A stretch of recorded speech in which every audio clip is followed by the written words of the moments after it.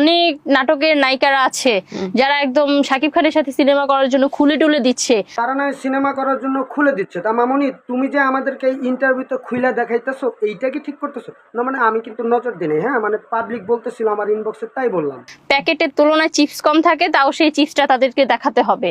কিন্তু আমার মনে হইতেছে প্যাকেটের তুলনায় তোমার চিপসটা একটু বেশি, মানে একটু উঁচা আর একটু লম্বা, তাই তুমি আমাদেরকে প্যাকেটের থেকে খুলেই দেখাইতেছো, তাই আমরা দেখতেছি মানে চিপস।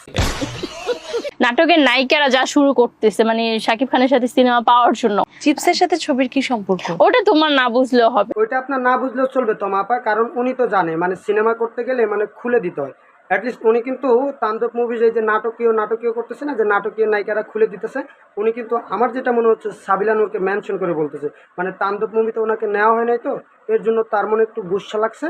আর উনি বারবার নাটক থেকে সিনেমা করছে, মানে খুলে দিয়ে সিনেমা করছে। তা মামুনি আমি তোমাকে বলি, মানে খুলে দিয়ে সিনেমা করতে হয় না, অভিজ্ঞতা দিয়ে সিনেমা করতে হয়। তোমার যদি অভিজ্ঞতা থাকতো আমাদের রায়হান রাফি ওই সাবিলা নূরকে না নিয়ে তোমাকে নিত মামুনি।